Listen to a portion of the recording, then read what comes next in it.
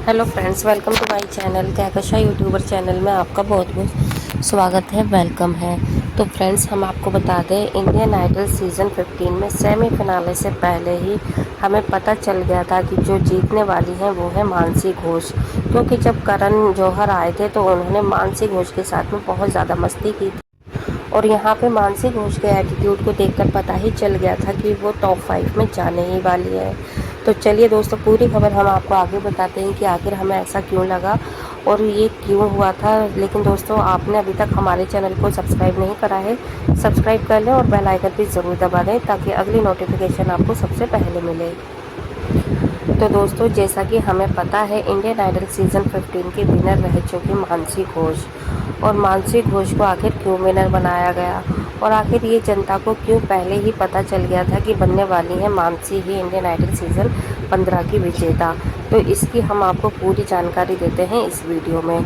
देखिए दोस्तों, जब सेमीफिनाले हुआ था तब Karan Johar as a guest आए थे इंडियन आइडल 15 के सेट पर। और उस टाइम पर जो टॉप 8 कंटेस्टेंट थे, जिसमें रागिनी शिंदे, मिश्री बोस और अनिरुद्ध, प्रियांशु, चैतन्या एंड स्नेहा शंकर, मानसी घोष, ये सब लोग शामिल थे। तो यहाँ पे दोस्तों देखिए, जब परफॉर्मेंस की बारी आई थी रागिनी शिंदे की, तो रागिनी से ना ही कोई भी एक्स्ट्रा बात की जाती थी। सिर्फ मैं सेमीफिनाले की ही बात नहीं कर रही यहाँ पर, मैं यहाँ पे हर एपिसोड की बात कर रही हूँ। सिर्फ एक आध एपिसोड को छोड़कर सीधा सीधा रागिनी को गाना गाने के लिए बोल दिया जाता था। तो इससे क्या होता है कि एक जो स्टेज पे विजिबिलिटी होती है, एक स्टेज शेयर करना होता है, तो वो बहुत कम था रागिनी के साथ में, ना कि बराबर। लेकिन रागिनी के साथ में जनता की जो कनेक्टिविटी हुई थी वो बाय हार्ट हुई थी और बाय जेन्युइन हुई थी, फोर्सफुली नहीं हुई थी किसी भी तरीके से। क्योंकि रागिनी ने जब भी गाना गाया, जनता उससे कनेक्ट होती चली गई और जहाँ पर उसने एक से बढ़कर एक गाने गाए, उसकी आवाज़ के सब दीवाने होते चले गए। तो एकदम जेन्युइन फैंस बने हैं रागिनी शिंदे के। और अगर हम बात करें यहाँ पे किसे सबसे ज़्यादा स्टेज शेयर करना पड़ा, कराया गया और किससे जनता से फोर्सफुली कनेक्ट कराया गया, तो ये हम आपको बता देते हैं। उसमें सिर्फ एक ही का नाम आपको भी पता चल गया होगा कौन है वो।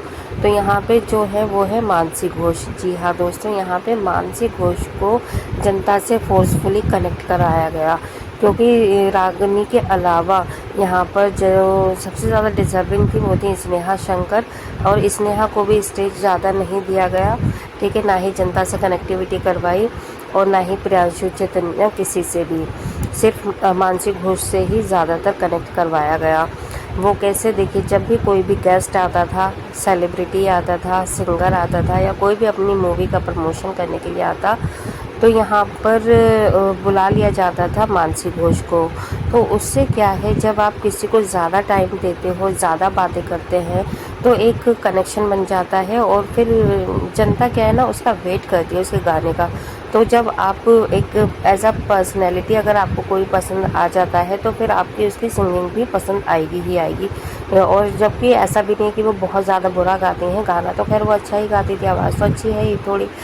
लेकिन जब एक कनेक्टिविटी भी हो जाती है तो फैंस की जो वो होती है, क्या कहते हैं उसे, काउंटिंग, तो वो काउंटिंग बढ़ जाती है।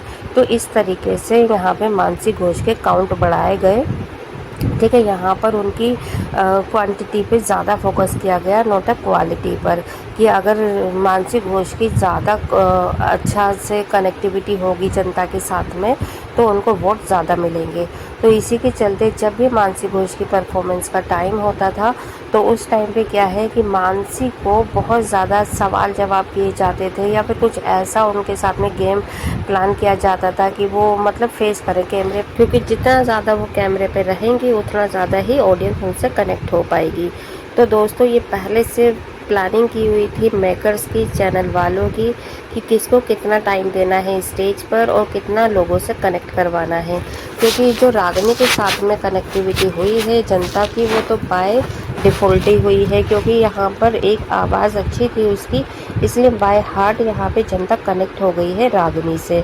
तो यहाँ पर दोस्तों जब स्नेहा शंकर की भी बात आती है तो स्नेहा शंकर को भी बहुत ज़्यादा टाइम नहीं दिया गया था स्टेज शेयर करने के लिए, क्योंकि जब भी स्नेहा की परफॉर्मेंस की बात आती तो उनसे भी बस कभी एक दो परफॉर्मेंस में बातचीत की गई होगी या कोई एक्स्ट्रा उनके साथ में एक्टिविटी कराई होगी, अदरवाइज़ उन्हें भी डायरेक्ट सिंगिंग का ही मौका दिया गया।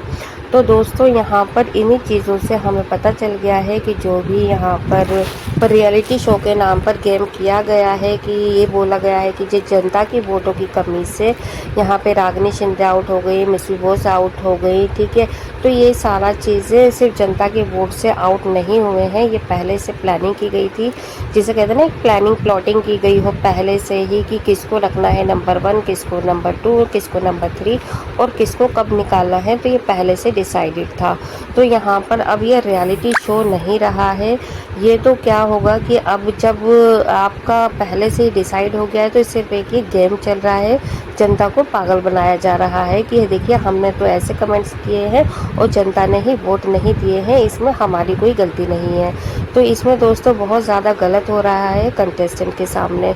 तो अब हम बस यही सोचते हैं दोस्तों कि अब आने वाले इंडियन आइडल में या तो यहाँ पर जो कंटेस्टेंट आएंगे, ठीक है, वो या तो पूरा फुल उन्हें सपोर्ट नहीं मिलेगा यहाँ पे जजेस का या मेकर्स का, चैनल का, उन्हें सिर्फ यही लगेगा कि भाई अगर हम जा रहे हैं तो या तो हम उन्हीं की साइड से बिलोंग करते हों या फिर पहले से ही हमारा कोई कनेक्शन हो इस इंडस्ट्री में, तभी जाकर हम आगे बढ़ पाएंगे। क्योंकि अगर कोई एज अ फ्रेश आ जाता है यहाँ पर इंडियन आइडल में ऑडिशन देने, तो उसको तो यही लगेगा कि पता नहीं भगवान भरोसे ही जा रहे हैं कि अगर सिलेक्शन हो गया तो ठीक है, फिर भी उसे यही उम्मीद होगी कि हम जीतेंगे तो है नहीं, जीतेगा तो कोई और ही। क्योंकि यहाँ पर जो है कि जो कंटेस्टेंट हैं उनकी टैलेंट पे लेकर नहीं यहाँ पे ट्रॉफी दी गई या विनर बनाया गया।